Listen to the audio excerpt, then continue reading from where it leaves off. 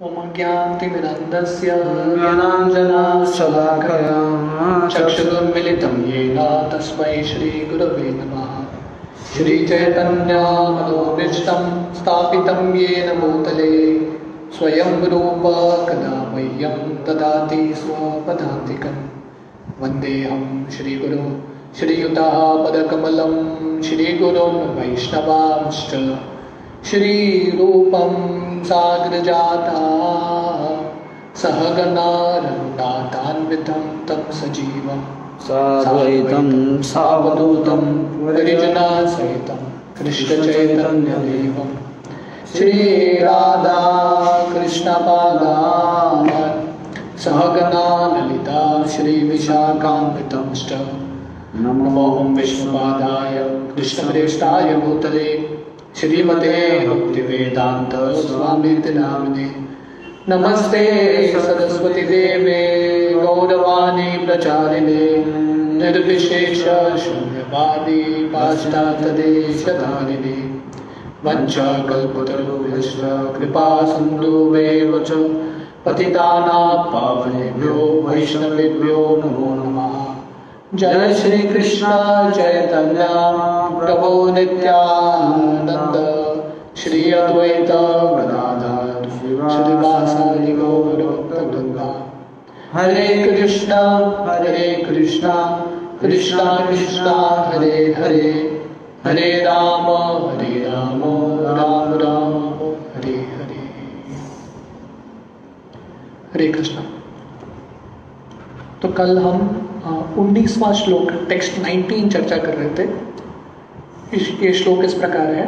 श्वविद्वराहोस्त्र खरे स्तंस्तुता पुरुष पशु न यत् कर्ण पतोपेतो जातु नामा गताग्रज। यहाँ पे शौनकादि ऋषि बता रहे हैं जो व्यक्ति भगवान का गुणगान नहीं करते, न यत् कर्ण पतोपेतो अपने कर्ण से भगवान का कथा नहीं सुनते, जातु नाम गदाग्रज तो भगवान के एक नाम है गदाग्रज जो अलग अलग असुरों को मारते हैं। ऐसे भगवान का जो लोग कथा नहीं करते हैं, ऐसे व्यक्तियों का जिंदगी पशु के भांति है। और यहाँ पे 4 पशु का वर्णन आ रहा है। श्व विद वराहोस्त्र खरे। श्व का मतलब है डॉग कुत्ता, हॉग्स वित्तवराह का मतलब है जो सुअर अलग अलग जो मलमूत्र है वो खाते हैं, तो हॉग्स सुअर। बाद में उस्त्र का मतलब है ऊंट कैमल, और खरे का मतलब है गधे। तो इनकी तरह ऐसा जिंदगी है। तो प्रभुपाद हमने एक पैराग्राफ पढ़ा था तात्पर्य का। तो प्रभुपाद लिखते हैं कि साधारण तरह मनुष्य जब तक व्यक्ति को संस्कृति शिक्षण नहीं मिलता मनुष्य बनने के लिए, तब तक पशु का ही वृत्ति रहता है सबके अंदर। इसको इंग्लिश में बोलते हैं एनिमलिस्टिक टेंडेंसी। इसलिए मनुष्य जन्म में सिर्फ जन्म लेने से मनुष्य शरीर में कोई मनुष्य नहीं बनता, मनुष्य की तरह जिंदगी बिताना पड़ता है। वृत्ति भी मनुष्य का चाहिए। तो जब तक व्यक्ति को ये शिक्षण नहीं रहेगा कैसे मनुष्य बनना है, तब तक व्यक्ति पशु की तरह ही रहेगा। और यहाँ पे 4 पशु का वर्णन आ रहा है। ऐसा मनुष्य 4 पशुओं की तुलना जैसा है। तो प्रभुपाद पहला लिखते हैं कि कैसे व्यक्ति डॉग्स कुत्तों की तरह उनका जिंदगी रहता है। तो प्रभुपाद लिखते हैं कि मॉडर्न एजुकेशन, आजकल का आधुनिक जो शिक्षण प्रणाली है, उसको प्राप्त करके व्यक्ति को एक डिग्री मिलता है और सर्टिफिकेट लेके अलग अलग घर जाता है और दरवाज़ा खटखटाता है और बोलता है कि मेरे पास ये सर्टिफिकेट है, मुझे आपका नौकर बनना है, मुझे आपका सेवक बनना है और आप मेरे मालिक हैं। तो ये किसका मेंटालिटी है? हम एक्चुअली ओपन माइंडेड तरीके से हम देखेंगे तो ये ऑलमोस्ट कुत्तों का ही मेंटालिटी है। क्योंकि कुत्ते हमेशा किसी के अंडर, मालिक के अंडर सेवा करते रहते हैं। वफादार सेवा करते हैं। तो ऐसे ही आजकल का आधुनिक शिक्षण प्राप्त करके व्यक्ति काम कैसा करता है, कुत्तों के जैसा ही काम कर रहा है, किसी के दिए हुए रोटी पे, किसी के कृपा के ऊपर निर्भर है। तो इसलिए यहाँ पे शौनकादि ऋषि बता रहे हैं, जो लोग भगवान की हरि कथा सुनते नहीं है और भक्ति नहीं करते, उनका जिंदगी ऐसा ही है। Next paragraph, persons who have no discrimination in the matter of foodstuff and who eat all sorts of rubbish are compared to hogs।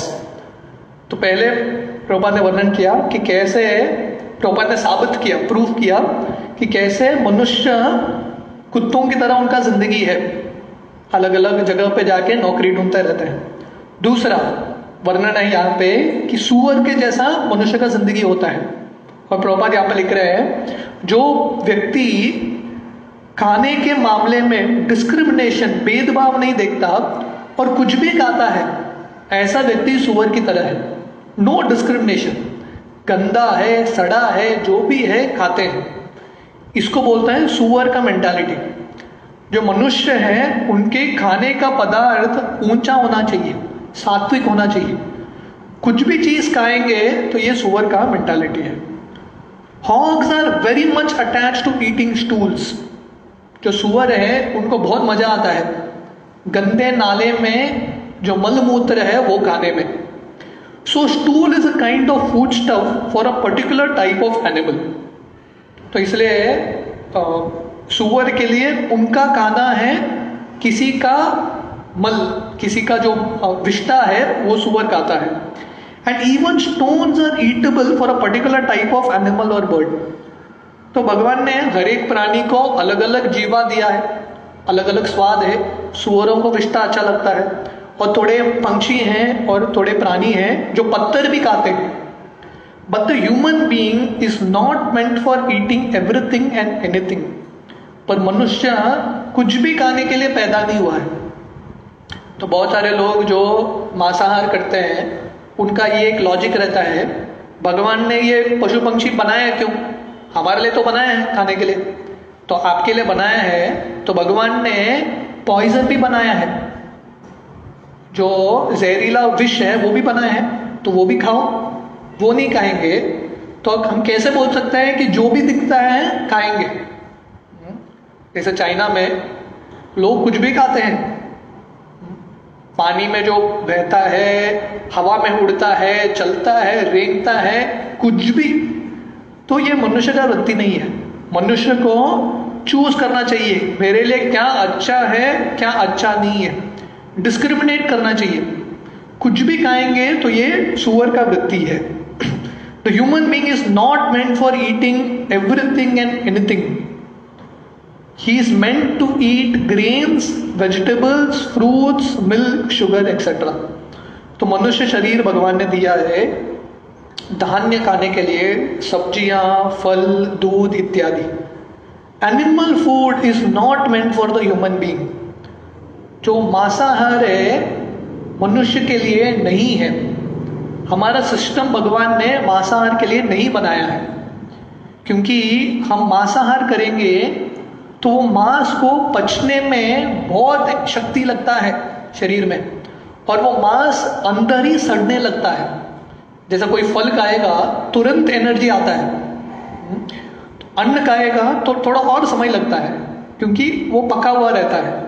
पर जो मांस है हम खाएंगे, जितना भी पकाएंगे उसको और खाएंगे, पूरी तरह से सिस्टम से निकलता नहीं है, अंदर ही रह के सड़ता है, और कैंसर इत्यादि का सबसे मेन कारण मांसाहार है।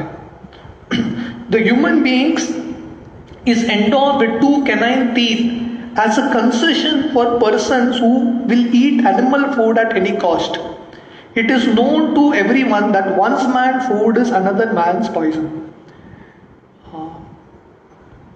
या तो इसलिए भगवान ने ये शरीर हमारे लिए ऐसा बनाया है, मांस खाने के लिए नहीं है। तो हम फिर भी मांस खाएंगे तो हमारे शरीर का ही हानि होगा। इसलिए जो श्रेष्ठ व्यक्ति है, मनुष्य है, वो अपना जो अन्न है बहुत चुन के खाता है। It is known that to everyone that one man's food is another man's poison. Human beings are expected to accept the remnants of food offered to Lord Shri Krishna, and the Lord accepts foodstuffs from the categories of leaves, flowers, fruits, etc. तो मनुष्य को भगवान को जो खाना है अर्पण करके, भोग करके प्रसाद के रूप में स्वीकार करना चाहिए। और भगवान ने गीता में ऑलरेडी बताया है 9वें अध्याय में वो क्या स्वीकार करते हैं। पत्रम पुष्पम फलम तोयम यो मे भक्त्या प्रयच्छति। भगवान बोलते हैं पत्ते, फूल, फल, पानी इत्यादि हम भगवान को अर्पण करेंगे, मतलब शाकाहारी भोजन भगवान को अर्पण करेंगे। उसके बाद सभ्य मनुष्य उसको प्रसाद के रूप में स्वीकार कर सकता है। As prescribed in Vedic scriptures, no animal food is offered to the lord. इसलिए जो मांसाहार है भगवान विष्णु को चढ़ाया नहीं जाता भोग में। Therefore, a human being is meant to eat a particular type of food. इसलिए मनुष्य को जो उसके लिए अनुकूल खाना है वही खाना चाहिए, मतलब शाकाहार पदार्थ। He should not imitate the animals to derive so-called vitamin values. तो ये सबसे बड़ा ब्रह्म है कि विटामिन के लिए मांसाहार करना है, शक्ति के लिए, प्रोटीन के लिए मुझे मांसाहार करना है। तो आप पशुओं की जिंदगी में देखेंगे, आप पशुओं को स्टडी करेंगे, दो सबसे शक्तिशाली पशु, सबसे शक्तिशाली पशु कौन है? एक तो घोड़े और दूसरा बैल। आप उनका बॉडी स्ट्रक्चर स्टडी करेंगे, इतना शक्तिशाली है, इतना मसल्स हैं घोड़ों में और बैल में। घोड़ा एक लात मारेगा तो कोई बचेगा नहीं, इतना शक्तिशाली रहता है उसका लात। और इसलिए हॉर्स पावर बोलते हैं, और बुल पावर जो मोटर होता है उसका गिनती हॉर्स पावर में होता है। और ये जो बैल है और घोड़ा है सबसे ज्यादा शक्तिशाली है, पर खाता क्या है? सिर्फ घास और कुछ नहीं खाता। तो ये सबसे बड़ा मिथ और ब्रह्म है कि मुझे विटामिन के लिए, प्रोटीन के लिए मांसाहार करना पड़ेगा, अलग अलग पशुओं को हत्या करना पड़ेगा। Therefore, a person who has no discrimination in regard to eating is compared to a hog. इसलिए जो मनुष्य डिस्क्रिमिनेट नहीं करता, हाँ क्या सही है क्या बुरा है, और कुछ भी खाता है, सामने कुछ भी रखो खा लेता है, ऐसा मनुष्य सुअर के भांति है। थोड़ा बोलने में सुनने में बुरा लगेगा, पर विचार करेंगे तो यही सही दृष्टिकोण है। इसलिए हमको ये पशु वृत्ति से ऊपर उठना है, सुअर के वृत्ति से ऊपर उठना है, तो शाकाहार भोजन स्वीकार करना चाहिए, वो भी कृष्ण को अर्पित करके। तो अब तक प्रभुपाद ने दो पशुओं का तुलना किया मनुष्य को, जो भगवान की भक्ति नहीं करते, जो मनुष्य गधे की तरह, कुत्तों की तरह और सुअर की तरह। तीसरा है उस्त्र। उस्त्र का मतलब है ऊंट। The camel is a kind of animal that takes pleasure in eating thorns. तो ऊंट का खासियत है, ऊंट थॉर्न्स, वो जो कैक्टस है रेगिस्तान में, वो कैक्टस मिलता है, वो पौधा है जिसको बहुत सारे कांटे रहते हैं, वो खाने में इसको मजा आता है ऊंट को, सबसे फेवरेट खाना। क्यों? क्योंकि जब वो खाता है, वो जो कांटे हैं उसके जीवा को फाड़ते हैं और उसके जीवा से खून निकलता है, और ये ऊंट इतना मूर्ख है, वो अपना ही खून चख रहा है और उसको लग रहा है कि ये स्वादिष्ट है। वो झाड़ स्वादिष्ट नहीं है, कैक्टस और वो जो कांटे हैं स्वादिष्ट नहीं है, अपना ही खून चखता है और उसका लगता है यही स्वाद है। तो ये भौतिक दुनिया है। A person wants to enjoy family life or the worldly life of so-called enjoyment is compared to the camel. तो जो मनुष्य इंद्रिय भोग करना चाहते हैं, खासकर मैथुन का सुख, सेक्स लाइफ, ऐसे लोगों की तुलना ऊंट की तरह होती है। और प्रभुपाद समझाते हैं क्यों। Materialistic life is full of thorns, and so one should live only by the prescribed method of Vedic regulations just to make the best use of the bad bargain. तो भौतिक जिंदगी है पूरे कांटों से भरा है, तो जितना हम इंद्रिय भोग करने का प्रयास करेंगे उतना हमको हमारे मार्ग में कांटे मिलेंगे। और कांटों पे चल चल के व्यक्ति को इंद्रिय भोग करना पड़ रहा है। थोड़ा वो इंद्रिय भोग के लिए कितना सारा कष्ट, कितना कष्ट। एक बहुत बड़ा बंगला बांधना है तो कितना मेहनत करना पड़ता है उसके लिए। और इतने सालों के मेहनत के बाद व्यक्ति जाता है वो बिस्तर पे बंगले के सोने के लिए, और इतना मेहनत कर चुका है कि इतना बीमारी आ जाता है उसको, ठीक तरह से रात को सो भी नहीं पाएगा। तो कहने का मतलब है ये भौतिक जो भोग करने का जो जिंदगी है बहुत कष्टमयी है, कांटों से भरा है।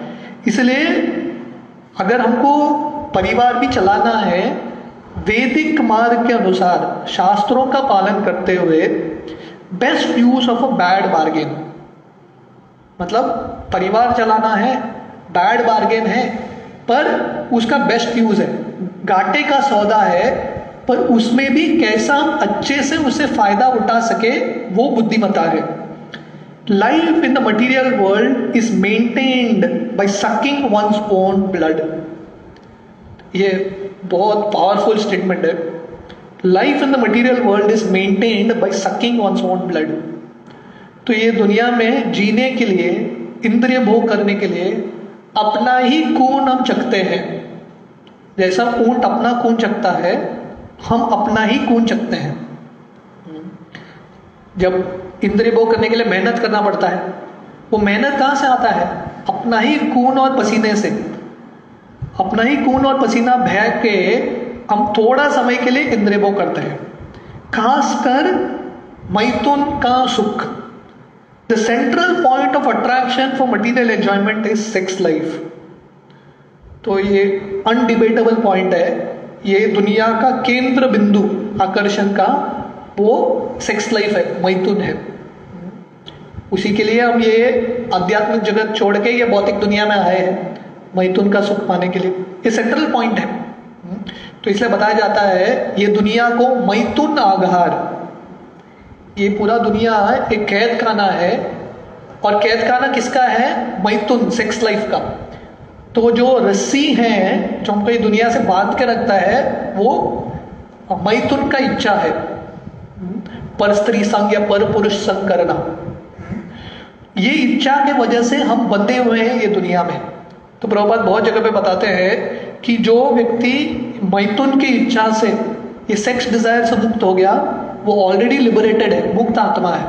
ये एक वजह से हम बंधे हैं।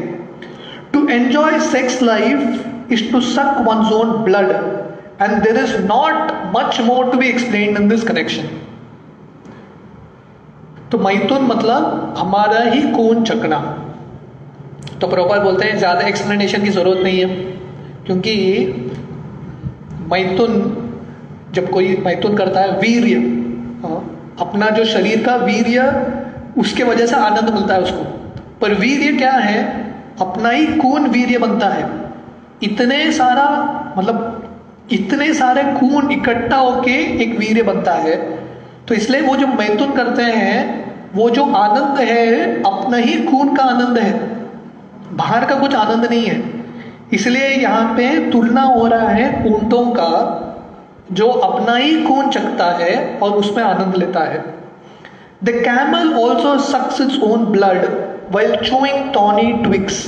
जो ऊंट है अपना ही खून चखता है जब वो ये कांटे भरे हुए जो पौधा है, कैक्टस, वो खाता है। The thorns the camel eats cuts the tongue of the camel and so blood begins to flow within the camel's mouth. जब ऊंट ये कांटे खाता है तो वो अपने ऊंट की जीवा को फाड़ता है और खून निकलता है। और ये ऊंट क्योंकि मूर्ख है, अपना ही खून चख रहा है। The thorns mixed with flesh blood creates a taste for the foolish camel, and so he enjoys the thorn eating business with false pleasure. ये कांटा और खून मिक्स होके ये जो मूर्ख ऊंट है वही खाता है अपना ही खून, और उसको लग रहा है ये आनंद है, मिथ्या आनंद है। और ये रमने के लिए और कांटा खाता है और अपना खून खाता रहता है, खून बहता रहता है, और उसको लगता है कि यही आनंद है। तो ये भौतिक दुनिया का हमारा मूर्खता है। माया ने ये दुनिया में हम सबको मूर्ख बना के रखा है कि हमारा ही खून हम चख रहे हैं और हम समझ रहे हैं ये आनंद है। Similarly the great business magnets, industrialists who work very hard to earn money by different ways and unquestionable means eat the thorny results of their actions mixed with their own blood। तो इस तरह से बड़े बड़े दिग्गज जो businessman हैं, rice लोग हैं, वो सब दिन रात मेहनत करते हैं धन कमाने के लिए अलग अलग मार्ग से, पर उनके मार्ग में पूरे कांटे ही भरे हैं और ये कांटों को चख के, अपना खून चख के उनको लग रहा है ये आनंद है। Therefore the Bhagavatam has situated these diseased fellows along with the camels। इसलिए भागवतम बताता है ऐसे जो लोग भगवान को भूल के इंद्रिय भोग करने का प्रयास कर रहे हैं, ये सब लोग ऊंटों की तरह है, कैमल्स की तरह। तो चौथा पशु है गधे। The ass is an animal who is celebrated as the greatest fool even among the animals। तो गधा पशुओं में भी, पशु सब मूर्ख ही हैं, पर सब पशु में से सबसे बड़ा मूर्ख गधा ही है। सब पशु का एक इलेक्शन लगेगा, वोट करेंगे सबसे बड़ा मूर्ख प्राणी कौन सा है, हर एक पशु गधे को ही वोट करेगा। और क्यों ऐसा है? The ass works very hard and carries burden for the maximum weight without making profit for itself। तो गधा क्यों है, मूर्ख क्यों है? क्योंकि गधा बहुत मेहनत करता है, सबसे बड़ा मेहनती गधा ही है। हमारे इस्कॉन में एक सन्यासी है बहुत वरिष्ठ, जय अद्वैत महाराज।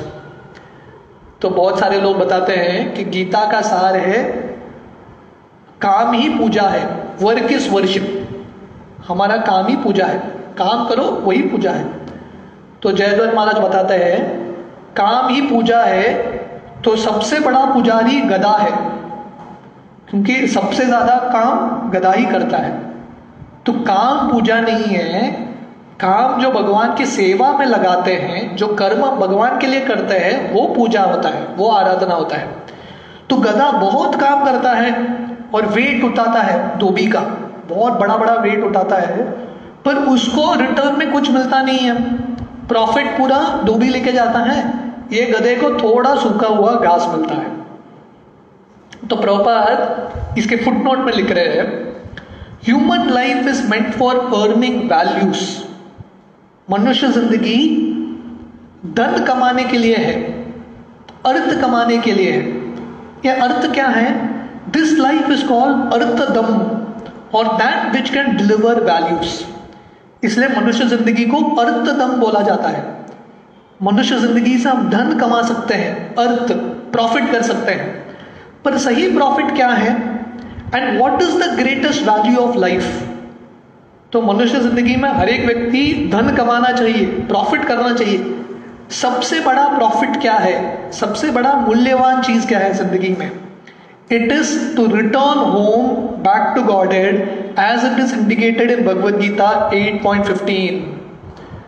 तो सबसे बड़ा धनी व्यक्ति मनुष्य, सबसे बड़ा धन और सबसे बड़ा फायदा है मनुष्य जिंदगी का, ये जिंदगी को उपयोग करके भगवत धाम जाना।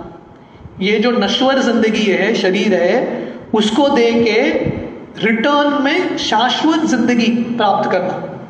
जैसे लेन देन होता है ना प्रॉफिट में, आप कुछ सामान दोगे, इन रिटर्न बहुत प्रॉफिट मिलना चाहिए। तो मनुष्य जिंदगी की सबसे बड़ा बुद्धिमत्ता है ये जो नश्वर शरीर है, इसको उपयोग करके भगवान की सेवा में इन रिटर्न में आपको क्या मिलेगा? भगवत धाम में शाश्वत शरीर, आध्यात्मिक शरीर। तो ये सबसे बड़ा मूल्य है मनुष्य जिंदगी का। One's selfishness must be aimed at the point of going back to Godhead। तो बहुत महत्वपूर्ण है, प्रभुपाद के हर एक सेंटेंस में इतना ज्ञान है।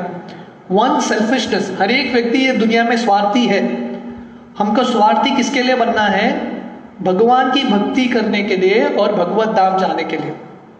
इसलिए शास्त्र में वर्णन है सबसे बड़ा स्वार्थ है विष्णु की संतुष्टता। हम हमारा स्वयं का इंद्रिय भोग करने का प्रयास करेंगे स्वार्थ से, हमको कुछ नहीं मिलेगा। सही में स्वार्थ चाहिए तो भगवान की भक्ति करो और भगवत धाम जाओ। The ass does not know his self-interest and it works very hard for others only.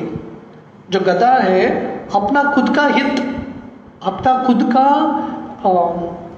मूल्य समझता नहीं है, उसको वापस क्या मिलता है वो समझता नहीं है, अपने मालिक के लिए बहुत मेहनत करता है।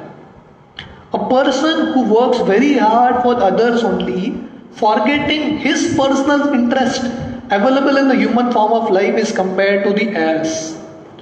जो व्यक्ति मनुष्य जिंदगी पाके बहुत मेहनत करता है अपने मालिक के लिए, अपने परिवार के लिए बहुत मेहनत करता है, पर अपने आत्मा के स्वार्थ के लिए कुछ करता नहीं है, ऐसा व्यक्ति गधे की तरह है। जैसे हम जानते हैं वाल्मीकि ऋषि की कहानी। वाल्मीकि ऋषि एक बहुत बड़े डाकू थे, रत्नाकर, लोगों को चुराते थे, कष्ट देते थे। तो नारद मुनि आके बोलते हैं, अरे बाबा तुम इतना कष्ट दे रहे हो लोगों को, इतना पाप का कर्म कर रहे हो, किसके लिए कर रहे हो इतना? तो रत्नाकर बोलते हैं मैं तो अपने परिवार के लिए कर रहा हूं। तो नारद मुनि बोलते हैं ठीक है, इतना परिवार के प्रति प्रेम है तो परिवार वालों को जाके पूछो आप जो पाप कार्य कर रहे हो उनका भागीदार वो भी बनेंगे क्या? तो रत्नाकर बोलते हैं अवश्य बनेंगे, क्यों नहीं बनेंगे। तो वो जाके अपने माता पिता, बीवी, बच्चों सबसे पूछते हैं और सब लोग बोलते हैं हमारा ही पाप का भार ज्यादा है, आपका कर्तव्य हमारा मेट पालन करना, आपका पाप आप ही संभालो। तब रत्नाकर को समझ में आता है मैं इतना मेहनत कर रहा हूं ये दुनिया के लोगों के लिए, मेरे परिवार के लिए, और मेरा परिवार मुझे वापस कुछ नहीं देने वाला है, इसलिए वो भगवान का भक्ति करने लगते हैं। तो एक राजा है, उसकी कहानी आती है भृतहरि करके। ये जो राजा अपने पत्नी से बहुत प्रेम करता था, बहुत प्रेम करता था। तो एक दिन एक साधु आया राजा के पास और उसने एक रिंग को क्या बोलते हैं, अंगूठा दिया इसको और बोला कि तुम्हारे सबसे प्रिय व्यक्ति को दे दो अंगूठा। तो उसने बिना सोच के रानी को दे दिया अपना अंगूठा। तो बहुत दिन बाद वो अंगूठा वापस उसके पास आ गया और एक स्त्री वही अंगूठे को राजा को आके देने लगी, भृतहरि को। तो राजा ने ट्रेस किया ये अंगूठा इसके पास कैसा गया। ये राजा ने अपने पत्नी को दिया था क्योंकि सबसे ज्यादा प्रेम राजा पत्नी से करता था, पर उसकी जो पत्नी है, रानी है, किसी और से प्रेम करती थी, तो उसने वो अंगूठा उसको दे दिया। और वो व्यक्ति किसी और से प्रेम कर रहा था, उसने वो अंगूठा उसको दे दिया। ऐसे कर करके ये स्त्री के पास आया और ये स्त्री ने आके राजा को अंगूठा दिया, मैं आपसे सबसे ज्यादा प्रेम करती हूं। तो राजा को लगा ये तो काम वासना ने मुझे मूर्ख बना दिया है, मुझे गधा बना दिया है, मैं जिससे प्रेम करता हूं वो किसी और से प्रेम करती है। तो इसलिए मनुष्य जिंदगी भगवान ने दिया है अपना स्वयं का हित करने के लिए। मेहनत करना है, परिवार की रक्षा करना है, पर इतना नहीं करना है कि स्वयं का स्वार्थ, स्वयं की जो भक्ति है हम भूल गए हैं। तो ऐसा जो लोग हैं भगवान की भक्ति भूल के अपना सिर्फ परिवार का मेंटेनेंस करते हैं, ऐसा लोग गधे की तरह है। In the Brahma Vaivarta Purana it is said ऐस्तिम चतुरश्चैव लक्षां स्थान जीव जातिषु ब्रह्मार्दवी पुरुषे प्राप्यम मनुष्यम जन्म पर्ययात तदपि अबलतां जात तेषाम आत्म विनानिनाम वराकानाम अनाश्रित्य गोविंद चरण द्वयम। तो ये ब्रह्म वैवर्त पुराण है। The human life is so important that even the demigods in the higher planets sometimes aspire for a human body on this earth, because in this human body one can easily go back to Godhead. तो इतना सुंदर श्लोक है, Prabhupada coat कर रहे हैं ब्रह्म वैवर्त पुराण से कि मनुष्य जिंदगी इतना मूल्यवान है धरती में कि देवी देवता भी स्वर्ग के वो आकांक्षा रखते हैं, इच्छा रखते हैं कि कब हमको धरती में मनुष्य जन्म मिलेगा। मनुष्य का शरीर मिलेगा। क्यों? क्योंकि मनुष्य जन्म से बहुत आसानी से भक्ति करके भगवत धाम जा सकते हैं। देवताओं के शरीर में भक्ति करना बहुत मुश्किल है, क्योंकि वहां पे आनंद की बहुत सामग्री है। पर मनुष्य शरीर धरती में सबसे बेस्ट है, उत्तम शरीर है। इसलिए देवी देवता भी आकांक्षा करते हैं धरती में मनुष्य बनने का। In spite of having obtained such an important body, if one does not re-establish his lost eternal relation with Govinda, Lord Krishna, he is certainly a fool who has forgotten his self-interest. तो यहाँ पे वर्णन आ रहा है कि ये मनुष्य शरीर मिलके अगर कोई व्यक्ति अपना भगवान के प्रति जो संबंध है, कृष्ण के प्रति, गोविंद के प्रति, वो संबंध वापस स्थापना करने का प्रयास नहीं करता, ये सबसे बड़ा मूर्ख है। मनुष्य जन्म पाइया राधा कृष्ण न बजिया, जानिया सुनिया विष खाइनु। ऐसा जो व्यक्ति है सबसे बड़ा मूर्ख है, वो अपना स्वयं का हित भूल चुका है। This human form of material body is obtained by a gradual process of evolution to one body after another in the cycle of 84 lakh varieties of life। तो ये जो मनुष्य शरीर है बहुत समय के बाद मिलता है। 84 लाख योनि धीरे धीरे एक एक योनि खत्म होने के बाद फाइनली मिलता है। इमेजिन करो कि इतना समय, 84 लाख योनि, एक योनि में 10 साल भी पकड़ेंगे, एवरेज 10 साल, कितना साल लगेगा मनुष्य जिंदगी प्राप्त करने के लिए?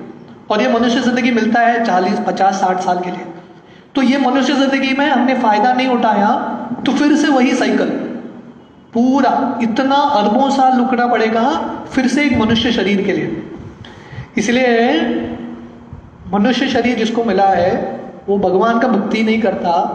इससे ज्यादा मूर्ख व्यक्ति कोई नहीं है, और सबसे बड़ा मूर्ख प्राणी गधा है। तो ऐसा मनुष्य गधे की तरह है। And the poor man, forgetting this importance of his own self-interest, involves himself in so many illusory engagements for upliftment the position of others as a leader of political emancipation and economic development। तो ऐसा जो मूर्ख व्यक्ति है मनुष्य जिंदगी में भगवान का भक्ति छोड़ के बाकी अन्य लोगों का सो कॉल्ड सेवा में लगा है, लोगों का उन्नति करने में। जैसे हम पढ़ रहे थे, स्वयं की रक्षा कोई नहीं कर सकता, दूसरों की रक्षा कैसे करेगा? सागर में कोई डूब रहा है, दूसरों को कैसे बचाएगा? तो दूसरों को मदद करना है तो पहले स्वयं की रक्षा करनी पड़ती है। जैसा फ्लाइट में होता है ना, फ्लाइट शुरू होने से पहले वो एयर होस्टेस अनाउंस करती है कि किसी कारणवश फ्लाइट में हवा कम हो गया तो ऑक्सीजन मास्क गिरेगा।